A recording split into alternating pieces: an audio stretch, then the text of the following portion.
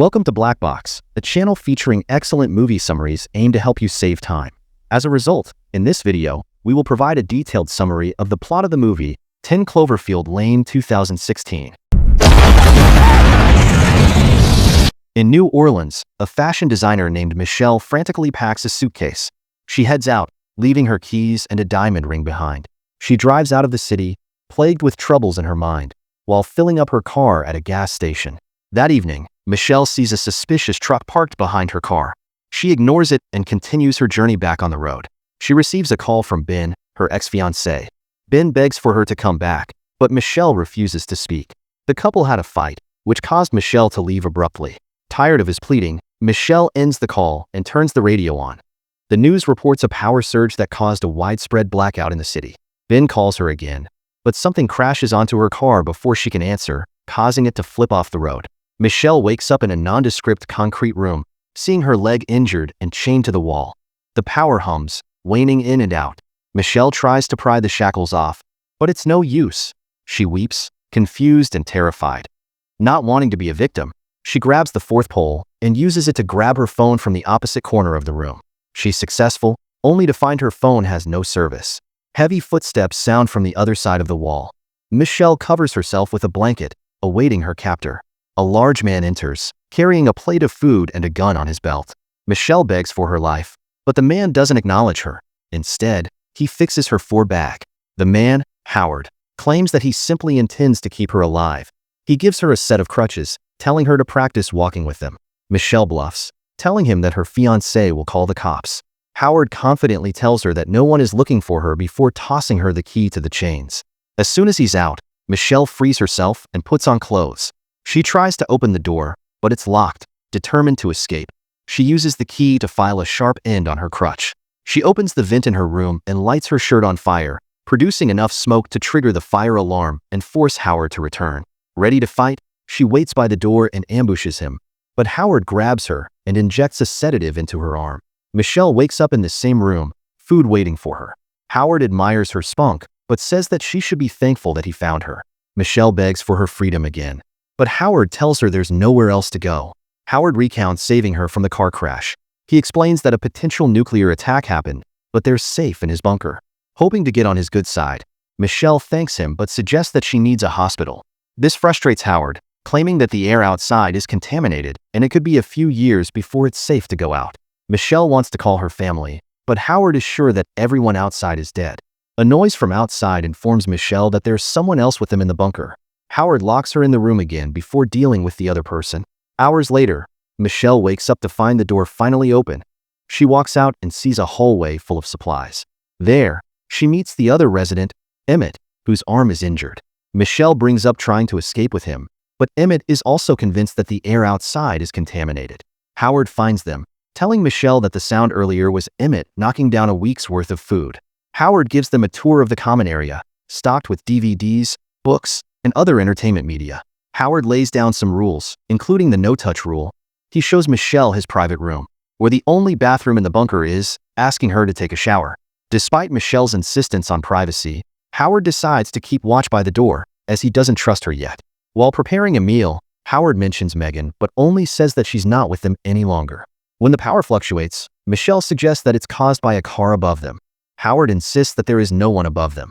Seeing that Michelle still doubts him, he takes her to the exit with a window to the outside world. There, Michelle sees his decaying pigs, whom Howard claims have died due to the poisoned air. Michelle turns her eyes across the field, seeing Howard's truck. Her mind plays the moments before the crash, sure that this was the same truck that ran her off the road. Michelle's suspicions towards Howard grow. Emmett gives Michelle information about Howard. Howard worked on satellites for the military before moving to the farm, where Emmett helped Howard build the bunker. Michelle shares her theory that Howard purposefully crashed her car to kidnap her, but Emmett doesn't believe this. The day he came into the bunker, Emmett saw the explosion. Knowing that Howard's theories about the apocalypse were coming true, Emmett fought his way into the bunker to survive, injuring his arm in the process. Michelle insists that she heard a car above the bunker earlier, but Howard interrupts her and invites them to dinner. Michelle is uneasy at the dining table, wondering if Howard heard what she said. Emmett tries to start a casual conversation with the other two. This helps Michelle lighten up, much to Howard's frustration. Emmett's jovial mood angers Howard, but he pushes this down, simply telling Emmett that he'd rather eat in peace. Watching how Howard is easily annoyed, Michelle formulates an idea. She focuses her attention on Emmett, seemingly flirting with him. Howard is visibly jealous and enraged when he sees Michelle touch Emmett's hand. He slams the table and corners Michelle, accusing her of insulting him. Emmett tries to calm him down, but is also afraid of him. After they're seated down, Michelle hides keys in her hands under the table, having taken them from Howard.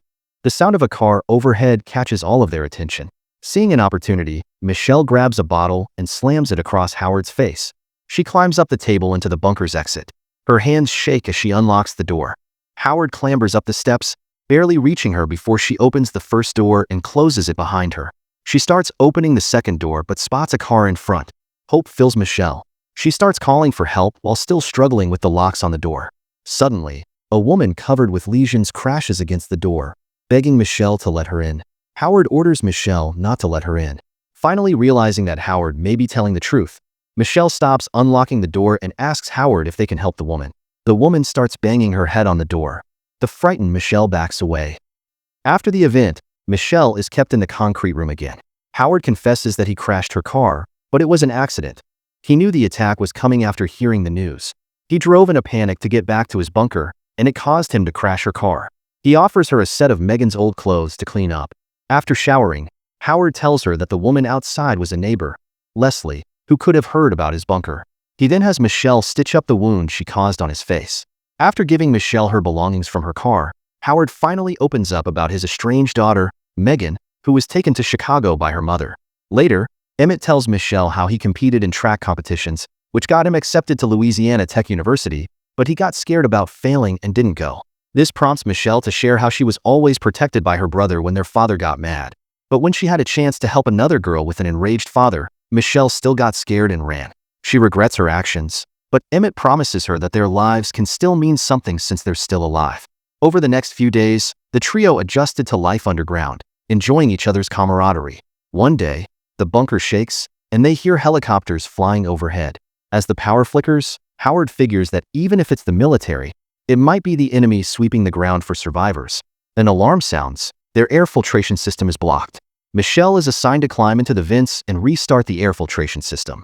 Inside the cramped space, Michelle struggles but eventually reaches the mechanical room. She restarts the system as Howard instructed and is relieved to hear it running again. Then she sees a ladder leading up to a hatch to the outside. On the window, she finds scratches that spell help. At the bottom of the ladder, Michelle picks up a familiar-looking earring. While they're alone, Michelle shows Emmett the earrings that looked like they had blood on them. Then she shows Megan's photo, wearing the same earring. But Emmett recognizes the girl in the photo as Brittany, who went to high school with his sister and went missing 2 years ago. Michelle tells him about the word help scratched from the inside of the room. Another photo slips out of Howard's book, one of Brittany and Howard sitting together. Brittany's shirt is the same one that Michelle is wearing. Emmett plots to take Howard captive and get him to confess what he did to Brittany. Michelle questions who Howard can confess to, as there's nobody else but them.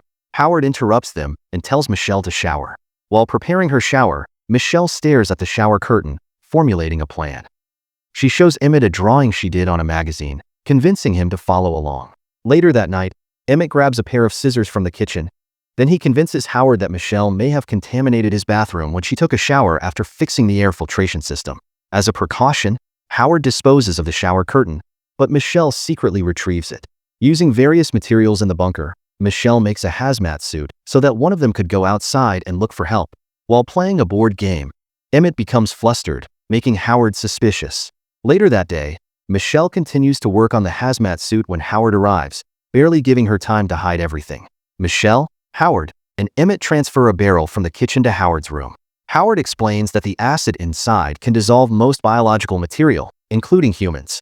Howard starts interrogating them about his tools, threatening to dissolve them into the acid.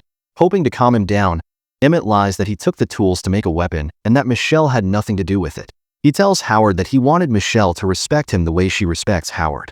He apologizes, and Howard accepts it. Then he shoots Emmett in the face. Michelle cowers in fear, with Howard holding her, telling her that Emmett would have hurt her. He asks her to go to her room while he disposes of Emmett's body. Alone, Michelle mourns for Emmett, looking at the ID from his wallet. Howard walks in, and she sees that he is cleaned up and shaved. He leaves her a bowl of ice cream. Michelle finds the bus ticket that Emmett was supposed to use to go to the university. Not wanting Emmett to have died in vain, Michelle decides to go through with the plan alone. She continues making the hazmat suit before Howard calls her for dinner. She hides the makeshift gas mask in the vent just before Howard walks in, but a screw on the vent falls. He checks on it and asks her why it's loose. Then he spots a part of the suit under her mattress. Furious, he drags her off the mattress and reveals the suit underneath. Michelle locks the door with Howard still inside. She searches Howard's room and fakes a chemical coolant. Howard stops her, but she kicks the barrel of acid towards him, causing him to tumble down, gurgling in pain. Michelle climbs over him and escapes. The acid causes a fire in the living room, setting off the alarm. Michelle gathers the hazmat suit and mask from her room. Howard staggers towards her, his body half burnt. She brings down a shelf to stop him, climbing over it to escape. The fire blocks her way to the bunker's exit. Michelle climbs into the van, hoping to escape through the mechanical room hatch. Instead, Howard hears her crawling inside the van and starts stabbing a knife into it. He grabs Michelle by the ankle, but she kicks her legs until he releases her. In the mechanical room, Michelle hurriedly puts on the hazmat suit, using duct tape to seal every seam. She climbs to the hatch and freezes the padlock with a chemical coolant. After numerous attempts, she breaks it and opens the hatch. Finally above ground, Michelle breathes heavily, looking around for any sign of life. She sees Howard's old truck and gets inside, but rips a tear in her suit, fearing contamination. She seals it with duct tape. Once fixed, Michelle hears a flock of birds flying overhead. She watches them, realizing that the birds should have died if the air was poisoned. Taking the risk, she removes her mask, waiting for the worst, but nothing happens. Relieved, Michelle chuckles. A rumbling from afar catches her attention. She climbs on top of the truck and sees an aircraft. Something moves from inside the nearby shed. Thinking that it's Howard, Michelle hides behind the truck. Instead, the bunker explodes. Michelle watches the aircraft turn, alerted by the explosion as it gets nearer. It dawns on her that the aircraft is an alien. Michelle gets back in the truck, searching for the key. When she can't find it, she goes to Leslie's car but triggers its alarm. Michelle rushes to the shed to hide, seeing Leslie's body inside. She checks outside and sees a creature coming out of the field. Michelle searches Leslie's body for the keys, but the creature peers into the shed. Michelle finally takes the keys and shuts the alarm off, diverting the alien's attention back to it. Michelle crawls out of the shed and runs to the house nearby. The creature hears her and gives chase. Both Michelle and the alien stop when a rumbling comes from the house. Behind the house, the alien aircraft looms overhead, releasing gas. Michelle retrieves her mask and frantically seals it on. The gas causes another explosion just before it passes. Michelle gets up, alerting the creature to attack. She gets inside the truck but fails to close it. The creature opens its mouth, grabbing hold of her mask before pulling away with its prize. Michelle closes the truck, but the truck is pulled into the air by the alien aircraft. Seeing the large being above her, Michelle sinks, losing hope. Beside her, she finds a lighter, giving her an idea. She grabs the liquor rolling on the floor and creates a Molotov cocktail. When the creature opens its mouth, Michelle throws the explosive inside. The alien explodes and drops the truck. The alien aircraft crashes and burns in the field. Michelle wakes up and gets out of the truck. She takes time to catch her breath, finally having time to let the situation sink in. She spots Leslie's car, undamaged, and gets inside, thankful that the car still works. Michelle drives off, knocking down the mailbox that bears the address 10 Cloverfield. The car radio picks up a transmission. The broadcast directs survivors to go to Baton Rouge. It also requests help from people with medical and combat experience, asking them to help survivors in Houston. Michelle finds herself at the crossroads between Baton Rouge and Houston, thinking of which path she'll take. She heads to Houston to help the survivors fight. And the movie ends. Make sure to subscribe and turn on notifications so you can watch more videos like this. Thank you for watching, and see you next time.